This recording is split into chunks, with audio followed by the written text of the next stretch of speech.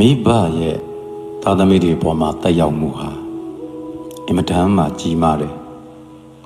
ရှိနေတော့မှမသိတာပဲမဲ့မိဘမရှိရင်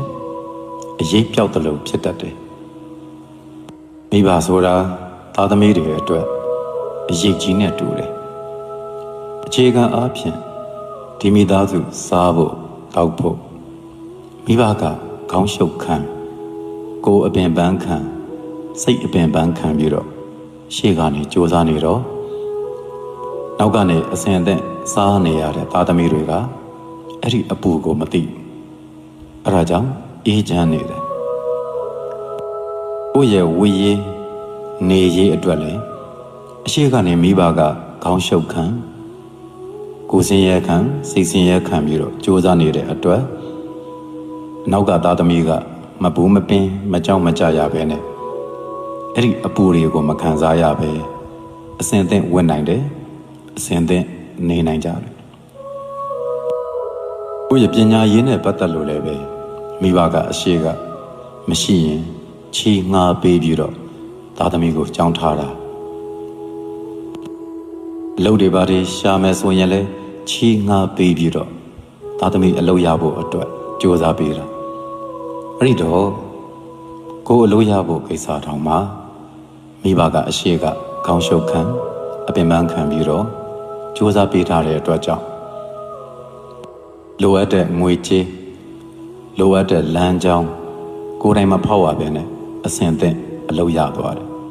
အစဉ်သင့်ပညာသင်ခွင့်ရတယ်အဲ့တော့ဒါတွေကိုကိုယ်တိုင်ရင်မဆိုင်ရတဲ့အခါသားသမီးတွေကဒီအပူတွေကိုမသိဘဲနဲ့နေလာခဲ့တာအဲ့ဒီမိဘအရေးကြီးဘလောက်ကြီးမားတယ်ဆိုတာကိုမိဘတွေသေသွားမှသိတာမိဘတွေအသက်ကြီးလို့ဆိုပြီးတော့ကြီးလာတဲ့အခါမှာလဲမညှို့ညင်လိုက်နဲ့အိမ်မှာအဖေနဲ့အမေရှိတယ်ဆိုတဲ့စိတ်ဟာအများကြီးလုံခြုံမှုပေးတယ်ကိုအဝေးမှာရောက်နေရင်တော့အဖေနဲ့အမေစီပြန်လို့ရသေးတယ်အဖေအရေးရှိသေးတယ်အမေအရေးရှိသေးတယ်ဆိုတဲ့စိတ်ခွန်အားကိုရစေတယ်တကယ်လဲမိဘတွေလည်းကွယ်လွန်သွားရောပြဿနာအားလုံးကိုကိုယ်တိုင်စပြီးတော့ဖြေရှင်းရပြီအစားအသောက်အတွက်လည်းကိုယ်လုံးမှာကိုယ်စားရတော့မယ်အဲ့ဒီစားဖို့အတွက်ရင်ဆိုင်ရတဲ့အပူကိုရင်ဆိုင်ရတဲ့ဒုက္ခကိုကိုယ်တိုင်စားတွေ့ပြီအဲ့တော့မှမိဘနဲ့နေတုန်းကမိဘအရေးဟာဘယ်လောက်တောင်ကိုလုံခြုံစေခဲ့သလဲပြည့်စုံစေခဲ့သလဲအေးချမ်းစေခဲ့သလဲဆိုတာနားလည်မှာကိုမိဘနေရာမရောက်ရင်လည်းဒါတွေကိုနားမလဲဘူးကိုယ့်ရဲ့ပြဿနာအဝဝကိုလည်းမိဘမရှိတော့ဘူးဆိုရင်ကိုယ်တိုင်ကိုရင်ဆိုင်ဖြေရှင်းရတော့မှာအဲ့ဒီချိန်မှာမိဘအရေးကိုနားလည်လာလိမ့်မယ်အဝေးမှာရောက်နေရင်တော့မှအဖေနဲ့အမေရှိနေသေးတယ်တက်ရှိထင်ရှားရှိနေသေးတယ်ဆိုရင်အဖေနဲ့အမေရှိတယ်ဆိုတဲ့စိတ်ခွန်အားနဲ့ဆက်လျှောက်လို့ရတာတကယ်လို့များအဖေနဲ့အမေမရှိတော့ဘူးအိမ်ပြန်သွားရင်တော့အဖေနဲ့အမေမရှိတော့ဘူးဆိုရင်အဲ့ဒီစိတ်ခွန်အားတွေပါမရှိတော့မိဘမရှိတော့တဲ့အချိန်မှာဖြစ်တဲ့စိတ်ခံစားချက်ဟာအရေးပြောက်တယ်မီးလောင်နေတယ်လို့ပူလောင်နေပြီးတော့ပူကယ်ရမယ့်ခံစားချက်ကိုခံစားရတာဒါကြောင့်မိဘအရေးဟာအင်မတန်အေးမြတယ်မိဘအရေးဟာအင်မတန်လုံခြုံတယ်စော်ကားမော်ကားမလုပ်ပါနဲ့မချေမငန်တွေပြန်ပြီးတော့မပြောပါနဲ့မထီလေးစားလည်းမဆက်ဆံပါနဲ့ခေတ်ပညာတွေအမျိုးမျိုးတက်လာတဲ့အခါမိဘကပညာအားဖြင့်ကိုယ့်ထက်နှိမ့်လာလို့ဆိုပြီးတော့လေမလေးမစားမဆက်ဆံပါနဲ့ဒီပညာတွေတက်လာအောင်သူတို့သင်ပေးလိုက်တာသူတို့စူးစမ်းပေးခဲ့တာသူတို့ပေးတဲ့ငွေတွေကိုသုံးပြီးတော့သူတို့ကျွေးတဲ့အစားအသောက်တွေကိုစားတောက်ပြီးတော့သူတို့ပေးတဲ့အရေးမှနေပြီးတော့သူတို့ပံ့ပိုးလို့တက်လာတဲ့ပညာနဲ့မိဘကိုပြန်မစော်ကားပါနဲ့ကိုမိဘနဲ့ကိုအတူတူနေတော့အေးအတူပူအမြတ်မိဘစိတ်ချမ်းသာအောင်နိုင်တဲ့ဘက်ကတာဝန်ထမ်းပေးပြီးတော့သေသည်အထိမိဘကိုကျေးဇူးဆက်တင်တယ်မိဘတွေမရှိတော့မှနောင်တရနေလေအလကားပဲ တေတော့မှငိုလဲအလကားပဲဒီလိုစကားတွေကိုလူများစွာပြောကြတယ်ပညာရှိတွေလည်းပဲခဏခဏပြောပေမဲ့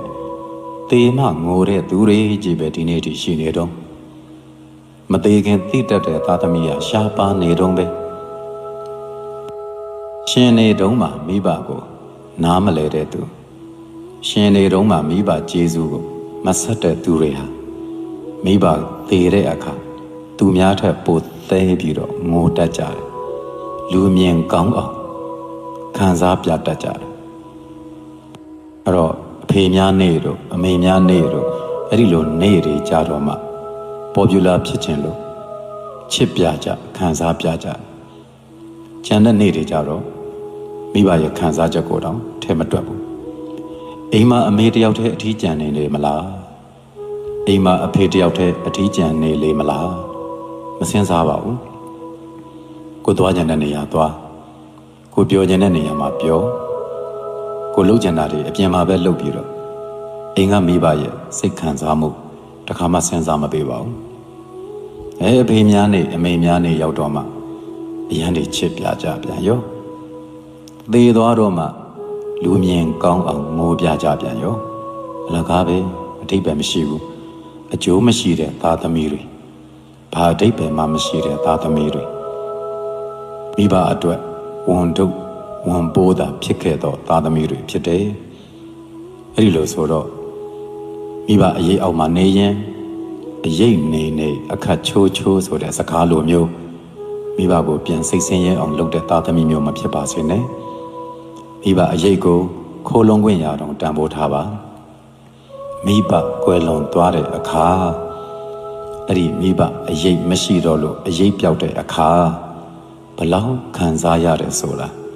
ဘလောက်တော့ကများပြီးတော့ပူလောင်ရတယ်ဆိုတာ